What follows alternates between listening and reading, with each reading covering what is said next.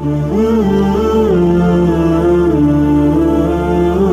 تعالیٰ نے حضرت انسان کے لیے ہدایت کے من جملہ ذرائع میں سے ایک ذریعہ کتابیں اور صحیفے بنائے۔ قرآن مجید سب سے آخر میں نازل ہوا، اور جتنی ماضی میں نازل ہونے والی کتابیں اور صحیفے تھے ان میں جو کچھ تھا اس کا خلاصہ قرآن کی شکل میں موجود ہے، اور قیامت تک آنے والے اور ما بعد قیامت معاد کی ساری چیزیں قرآن میں رکھی گئی۔ اور قرآن کے نازل ہوتے ہی باقی کتابیں منسوخ ہو گئی۔ کتابوں پر اعتقاد، یقین، ایمان ضروری ہے، لیکن عمل صرف قرآن پہ ہوگا۔ یتیمے کے نا کردہ قرآن درست، کتب خانائی چند ملت بشست۔ ابھی قرآن مکمل نہیں ہوا کہ پچھلی کتابیں منسوخ ہو گئی۔ قرآن کے پہلے حرف سے ہی پچھلی کتابیں منسوخ ہو گئی۔ تاروں سے کہو اب کوچ کریں، خورشید منور آتا ہے۔ تو ہمارا پچھلی کتابوں پر ایمان لانا ضروریات دین سے ہے، لیکن عمل قرآن پہ ہوگا۔ اس وقت دنیا کا کوئی بھی مذہب، کسی بھی مذہب کا ماننے والا، وہ اپنے مذہب کی کتاب کو ہاتھ میں پکڑ کے یہ نہیں کہہ سکتا کہ یہ وہی کتاب ہے جو نازل ہوئی۔ وہ بھی کہتے ہیں کہ جناب اس میں ضرور کمی بیشی ہے، کوئی تھوڑی مانتا ہے، کوئی زیادہ مانتا ہے، لیکن آنکھیں بند کر کے قرآن مجید کا نسخہ ہاتھ میں پکڑ کے حضور کا غلام کہہ سکتا ہے یہ وہی کتاب ہے، من و عن، حرف بحرف، بغیر کسی تغیر اور تبدل کے، جو میرے رسول کے سینے پہ نازل ہوئی ہے۔ تو یہ چیز کس قدر تیقن پیدا کرتی ہے، کس قدر یقین کی بجلیاں پیدا کر دیتی ہے سینے میں۔ پھر آنکھیں بند کر کے عمل کیوں نہیں کریں گے؟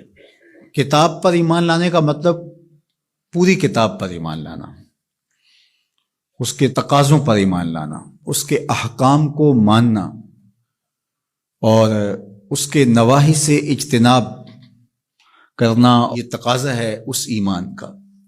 تو یہ نہیں کہ جو چیز سمجھ میں آئے، پسندیدہ ہو، نفس پر شاک نہ ہو، نفس کو مرغوب ہو، محبوب ہو، اس پر تو عمل بھی ہو، اس پر بات بھی ہو، اور جو چیز نفس پر شاک ہو تو اس کو جو ہے وہ چھوڑ دیا جائے۔ تو یہ ایمان کا مفہوم نہیں ہے۔ ایمان کا مفہوم یہ ہے کہ پوری کتاب پہ ایمان لایا جائے۔ اور جبریل امین حضور کے قلب اطہر پر القاء کیا ہے قرآن کو، حضور کی زبان پہ نہیں اترا، حضور کے دل پہ اترا ہے۔ بلکہ جب حضور کے قلب اطہر پر قرآن اترتا تو آقا کریم جلدی جلدی اس کو زبان پہ لاتے، تو آواز آئی لا تحرک بہی لسانک لتعجل بہی۔ اللہ اکبر، محبوب جلدی نہ کیجئے، جس رب نے قلب میں اتارا ہے وہ زبان پر بھی لے آئے گا۔ تو وہ حرف و صوت سے مرکب نہیں تھا، وہ ایک کیا اس کے لیے لفظ کہیں، چونکہ یہاں لفظ بھی دم توڑتے ہیں، یہاں حرف بھی سوختہ پا ہیں، جہاں تخیل کا مرغ عقل بھی تھک کے گر جاتا ہے۔ وہ جانے اور وہ جانے کیسے دیا ملائے اعلیٰ میں۔ وہ منظر بھی تو ہم دیکھتے ہیں کہ رب اپنے محبوب سے پوچھتا ہے کہ یہ فرشتے کیا بات کر رہے ہیں، تو حضور معذرت کرتے ہیں، تو اللہ تعالیٰ اپنا دست قدرت، اب یہاں اور کیا کہا جائے، کسی اور کا ہوتا تو ہاتھ کہہ لیتے، لیکن یہاں تو دست قدرت، فوضع کفہ بین کتفی، تو اس نے دست قدرت میرے دو کندھوں کے درمیان رکھا۔ تو پھر کیا ہوا، دست قدرت یہاں آیا، ٹھنڈ میرے سینے میں پڑ گئی۔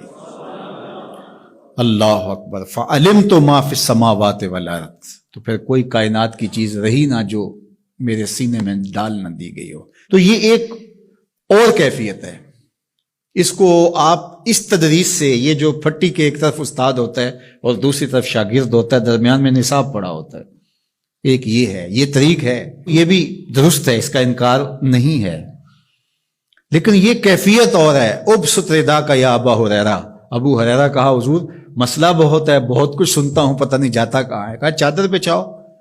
اللہ اکبر، مسئلہ کیا ہے مجھے یاد نہیں رہتا، کہا چادر بچھا لو۔ ابو ہریرہ رضی اللہ تعالیٰ عنہ چادر بچھا لیتے، حضور ایسے کچھ بھرا اور ایسے ڈال دیا، کہا اس کو سمیٹ لے اور سینے سے جوڑ لے۔ حضرت ابو ہریرہ فرماتے ہیں اس کے بعد میں بھولا نہیں ہوں۔